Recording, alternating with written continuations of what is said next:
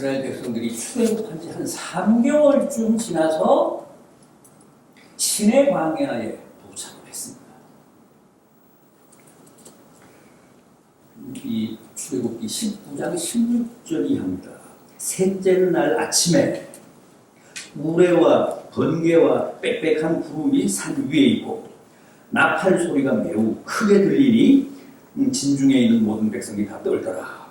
모세가 하나님을 맞으려고 백성을 거느리고 진에서 나오매 그들이 산 기슭에 서 있는데 시내산에 연기가 자욱하니 여호와께서 불 가운데서 거기 강림하십니다. 나팔 소리가 점점 커질 때에 여호와께서 시내산 곧 그 산 꼭대기에 강림하시고 모세를 그리로 부르시니 모세가 올라가매 하나님이 말씀하여 이르시되 나는 너희를 애굽 땅에서 종되었던 집에서 인도하여 낸 내 하나님 여호와니라. 그러시면서 십계명과 여러 가지 율법, 율례들을 모세에게 주시는데 그때 그 모세가 시내산 꼭대기에 얼마나 머물렀다고 합니까? 십계명과 여러 가지 율법과 율례를 받기 위해 모세가 시내산 꼭대기에 40일간 있었습니다. 시내산은 백두산만큼 높지는 않습니다. 백두산은 2700m잖아요. 2750m 정도 되는데 그러나 한라산보다는 높습니다. 1950m인 한라산보다는 높은 2291m입니다. 해발.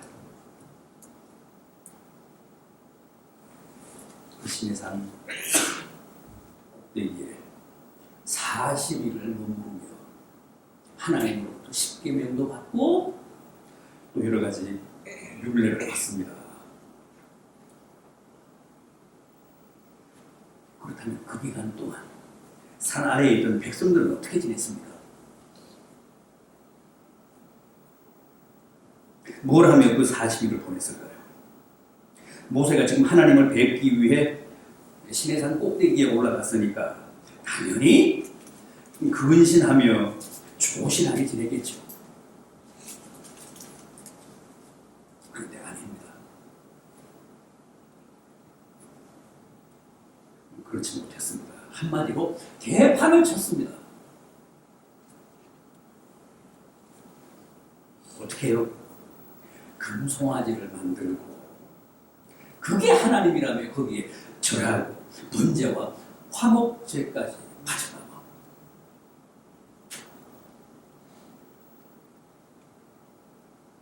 이 32장 1절 이하를 보십시오. 오늘 본문을 발췌한 이 32장 1절 이하 백성이 모세가 산에서 내려오미 더딤을 보고 모여 백성이 아론에게 이르러 말하되 일어나라 우리를 위하여 우리를 인도할 신을 만들라. 이 모세 곧 우리를 애굽 땅에서 인도하여 낸 사람은 어찌 되었는지 알지 못함이니라.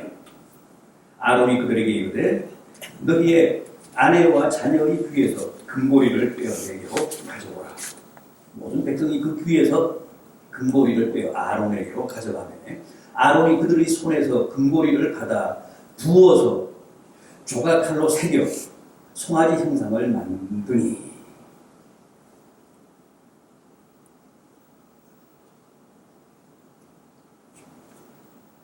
그런데 이 사태를 산상에서 다 지켜보신 하나님이 뭐라고 하셨습니까? 7절이 합니다. 여호와께서 모세에게 이르시되 너는 내려가라. 내가 애굽 땅에서 인도하여 낸 내 백성이 부패하였도다. 그들이 내가 그들에게 명령한 길을 속히 떠나 자기를 위하여 송아지를 부어 만들고 그것을 예배하며 그것에게 제물을 드리며 말하기를 이스라엘아 이는 너희를 애굽 땅에서 인도하여 낸 너희 신이라 하였도다. 여호와께서 또 모세에게 이르시되 내가 이 백성을 보니 목이 뻣뻣한 백성이로다. 여러분들은 이걸 어떻게 생각하십니까? 어떻게 믿을 수가 있습니까? 어떻게 하나님을 섬기던 사람이 하루아침에 이렇게 금송아지를 만들어서 그걸 자기들의 신이라며 절하고 거기에 제사하며 번제와 화목제물을 바칠 수 있습니다.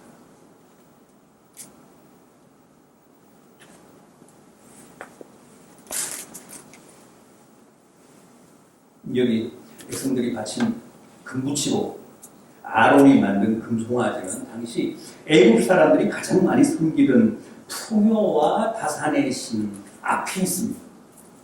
송아지 형상의 신 앞에 있습니다.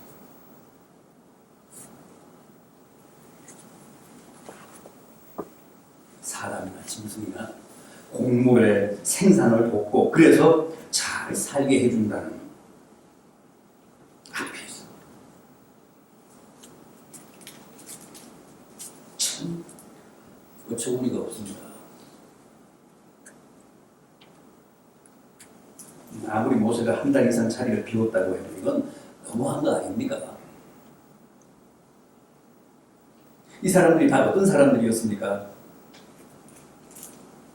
애국 땅에 임했던 10가지 재앙을 그 현장에서 다 목격한 사람들 아닙니까? 홍해가 갈라지는 전무후무한 기적을 체험했고 반석에서 터져나온 생수를 마셨고 오늘 아침에도 하나님이 내려주신 만나를 먹었고 어제 저녁에도 하나님이 떨어뜨려 주신 메추라기 고기를 먹은 사람들 아닙니까?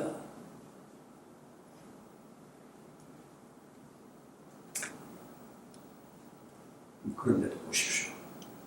한순간에 이렇게 하나님을 버리고 애국에서 섬기던 금송아지를 자기들의 신이라며 절하고 거기에 예배하게 되잖아요.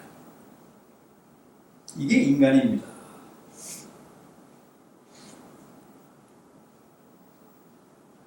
그런데 문제는 이 사건을 어처구니 없어하고 또 황당해하는 오늘 우리는 과연 어떤가?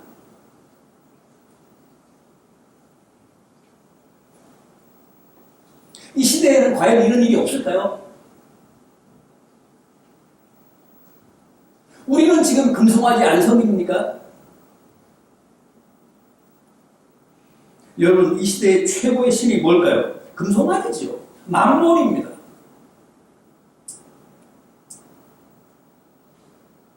물신 숭배, 맘모니즘이 이 시대에도 여전히 최고의 우상입니다. 현대인을 치고 금송아지에 절하지 않는 사람이 있을까요? 믿는 사람들은 더 이상 물신 숭배 안 합니까?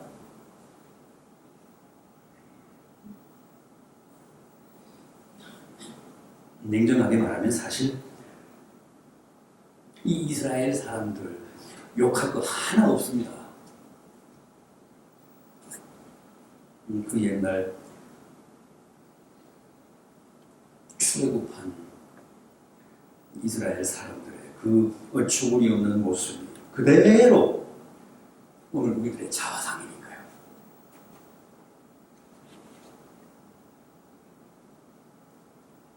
교회에서는 하나님 섬긴다고 하면서도 나가서는 다 금송아지 앞에 절하며 황금 만능주의, 맘모니즘을 열렬히 신봉하는 광신도들 아닙니까?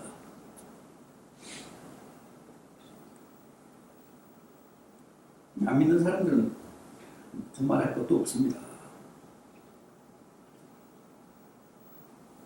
다 우리는 무신 숭배자들입니다. 믿는 사람들도 옛날 출애굽한 이스라엘 백성들처럼 결코 세상 사람들 못지않은 금송아지 숭배자들입니다. 올해도 벌써 연말이 각도했는데 여러분들은 그동안 어떻게 사셨습니까? 연초부터 오직 하나님만을 예배하며 하나님만을 섬기며 여기까지 오신 겁니다. 아니면 오히려 금송아지 앞에, 아피스 앞에 더 열심히 절하며 이 11월까지 오셨습니다. 본문 25절을 보면 백성들이 금송아지 앞에서 절하며 방자했다고 합니다. 방자했다는 말은 원어적으로 발가벗었다 그런 뜻입니다. 그렇습니다. 금송아지 숭배는 언제나 먹고 마시고 춤추는 쾌락주의를 동반합니다. 물질주의는 언제나 방자하게 벌거벗는 쾌락주의 문화와 함께 갑니다. 요즘 우리도 쾌락주의 문화의 홍수 속에서 살잖아요. 이게 다 지금 이 시대가 제대로 만모니즘에 빠져 있다는 반증입니다. 너나 할 것 없이 다 물신 숭배, 황금 만능주의, 물질 지상주의에 깊이 도취되어 있다는 산 증거입니다.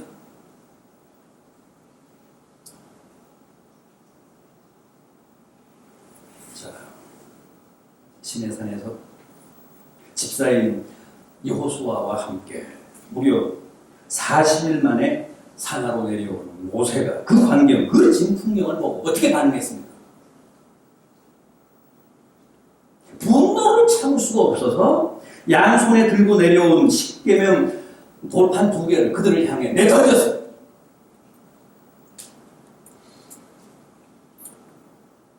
본문 19절을 보십시오. 진에 가까이 이르러 그 금송아지와 그 춤추는 것을 보고 크게 노하여 손에서 그 판들을 산 아래로 던져 깨뜨리니라. 얼마나 화가 났으면 하나님이 직접 써주신 그 십계명 돌판을 내던져서 깨뜨리기까지 했겠습니다. 모세의 인성은 대단했던 사람입니다. 민수기 12장 3절을 보면 모세는 그 온유함이 지면의 모든 사람보다 더했다고 했습니다. 모세는 온유한 사람이었습니다.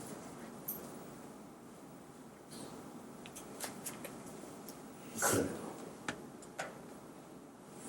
이렇게 흥분해서 십계명 돌판을 내던졌을 정도였습니다.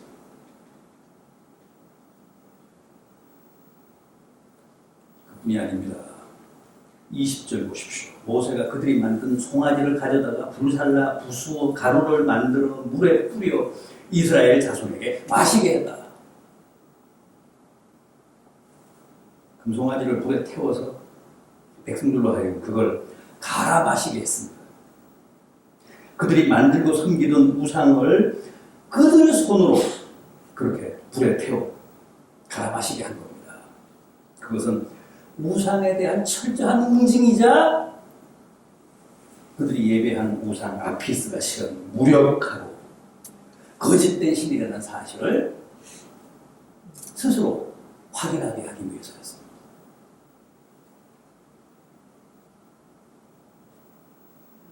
그러나 모세의 그 금송아지 사건 처리는 거기서 끝나지 않습니다. 책임 소재를 가립니다. 본문 21절이나 보십시오. 모세가 아론에게 이르되 이 백성이 당신에게 어떻게 하였기에 당신이 그들을 큰 죄에 빠지게 하였느냐. 아론이 이르되 내 주여 노하지 마소서. 이 백성의 악함을 당신이 아나이다. 그들이 내게 말하기를 우리를 위하여 우리를 인도할 신을 만들라. 이 모세 곧 우리를 애국 땅에서 인도하여 낸 사람은 어찌 되었는지 알 수 없노라 하기에 내가 그들에게 이르기를 금이 있는 자는 빼내라 한즉 그들이 그것을 내게로 가져왔기로 내가 불에 던졌더니 그 송아지가 나왔나이다.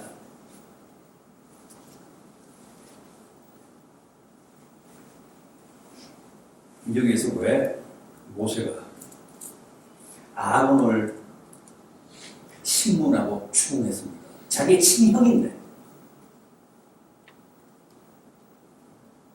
40일 전 시내산에 올라가기 전에 아론에게 백성들의 7일을 맡겼기 때문에 아론에게 전권을 주고 이 백성을 당신이 관리해라. 내가 다녀올 때까지. 지금 모세가 형 아론을 상대로 자초지종을 묻고 있는 것. 아론이 뭐라고 했습니까? 22절 하반절 보십시오. 이 백성이 얼마나 악한지는 당신이 알지 않습니까?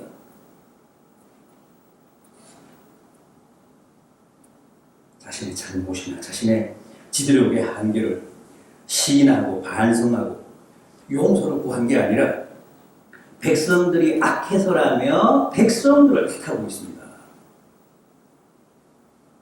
사실은 그 말도 맞습니다. 그러나 지도자는 적어도 이래서는 안 되죠.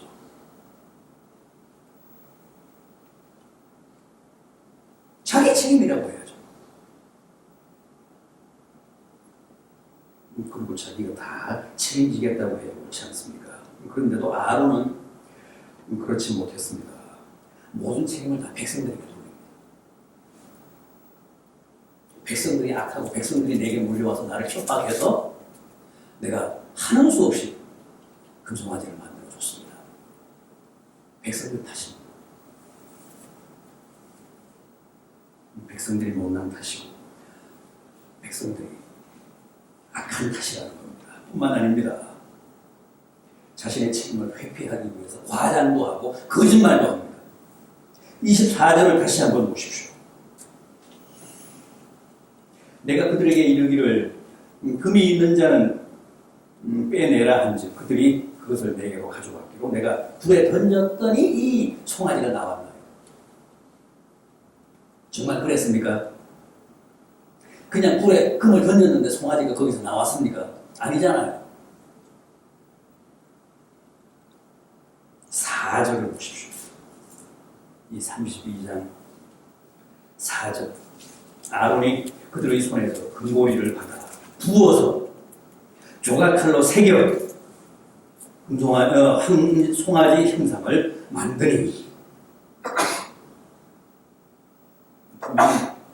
금을 녹여서 송아지 금형에 부어서 찍어낸 다음에 조각칼로 세공까지 했습니다. 그런데도 그냥 금을 불에 던졌더니 거기서 송아지가 나왔다며 거짓말을 한 겁니다. 이렇게 그 엄청난 사건에 대해 아무도 책임지는 사람이 없었습니다. 백성들은 지도자인 아론의 책임이라고 하고 지도자인 아론은 백성들이 악해서 나를 협박했기 때문에 백성들 책임이라고 하고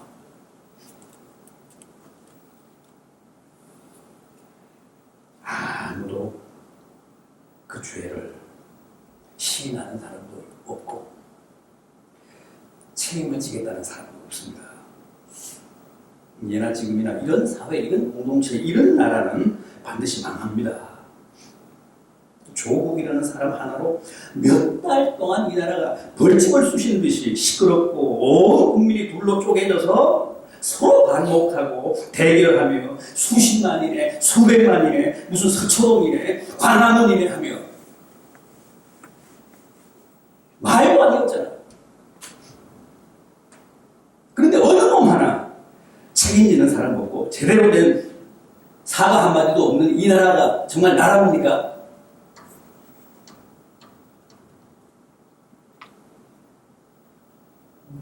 하마나 하고 기다렸는데 끝까지 무책임입니다. 이게 세상이고 세상 나라라는 사실을 다시 한번 뼈저리게 느낍니다.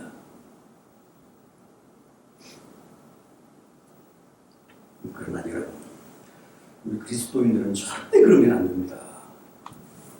우리 그리스도인들은 무엇보다도 책임을 질 줄 아는 사람들이에요. 왜 그럴까요? 하나님이 우리를 다 책임적 주체로 창조하셨기 때문에 그렇습니다.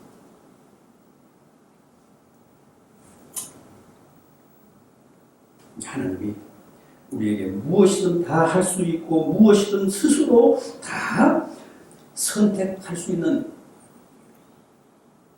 자유의지를 주신 대신에 반드시 우리의 그 행위나 선택에 대해 책임을 물으신다는 게 허리도 남김없이 결산하시고 심판하신다는 게 성경의 가르침이고 종말론이라는 교리입니다. 좋습니다. 우리는 뭐든 다 할 수 있습니다. 하나님을 반역할 수도 있습니다. 배교할 수도 있습니다. 그러나 반드시 최종적으로 하나님 앞에서 책임을 져야 합니다. 하나님이 우리의 결단, 우리의 선택에 대한 책임을 물으신다고 했습니다. 그게 심판이잖아요.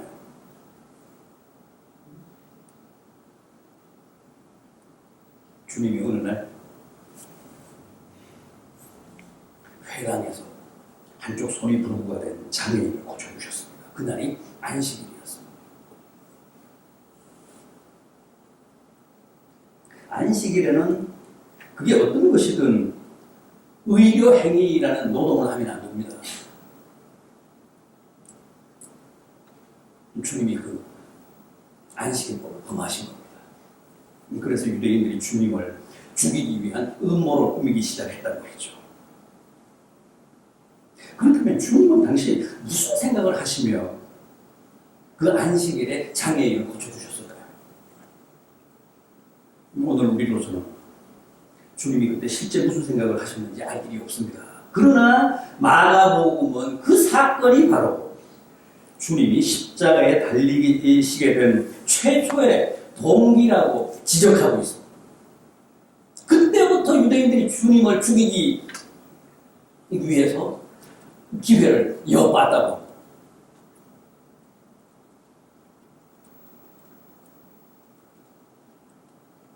그런데 주님은 그때 마치 거기에 따르는 모든 책임을 홀로 지겠다는 것이, 그 일을 숨어서 하시지 않고 몰래 하시지 않고 베일하에 드러내는 거 행하셨다고 합니다. 그러니까 주님은 당시 안식일 날 장애인 한 사람을 고쳐주시면서도 이미 모든 책임을 지실 각오를 하신 겁니다.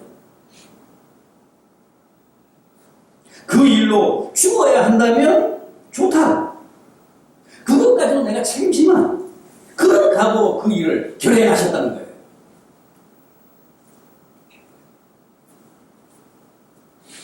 그러나 출애굽 시대 아론과 이스라엘 백성들은 결국 그렇게 하지 않았습니다. 2019년 현재 이 대한민국처럼 변명하고 서로 남 핑계대고 남 탓하고 과장하고 거짓말하며 어떻게든 그 책임을 회피하려고 했습니다. 그러나 모세 보십시오. 모세는 어떻게 했습니까? 하나님 앞에 나가 엎드렸습니다. 31절입니다. 모세가 여호와께로 다시 나아가 여짜오되 슬프도소이다. 이 백성이 자기들을 위하여 금신을 만들어 싸우니 큰 죄를 범하였나이다. 백성들의 물신숭배, 맘모니즘, 또 아론 같은 공직자들의 무책임까지 다 자기가 짊어지고 홀로 하나님 앞에 엎드려 비상한 중보의 기도로 바쳤다는 겁니다. 당시 그의 기도가 얼마나 처절했는지 32절을 한번 보십시오. 그러나 이제 그들의 죄를 사하여 주옵소서. 그렇지 아니하시오면 원하건대 주께서 기록하신 책에서 내 이름을 지워버려 주십시오.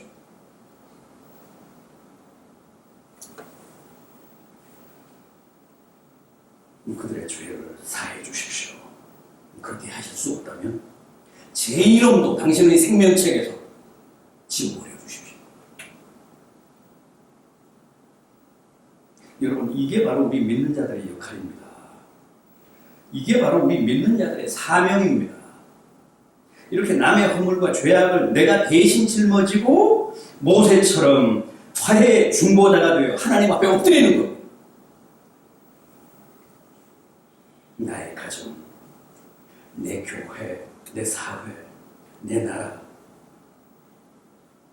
내 민족의 허물을 대신 지고 하나님 앞에 엎드려 사죄를 빌고 구원을 호소하는 겁니다. 모세 보십시오. 얼마나 비장합니까?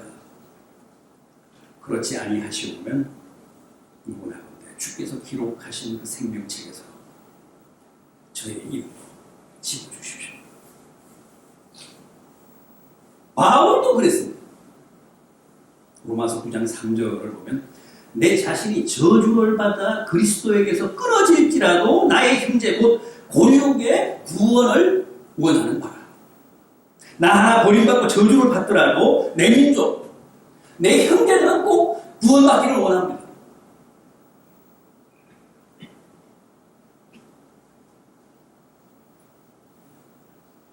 여러분 지금은 정말 나라와 우리 사회와 우리 민족 공동체를 위해 간절히 기도해야 할 때입니다.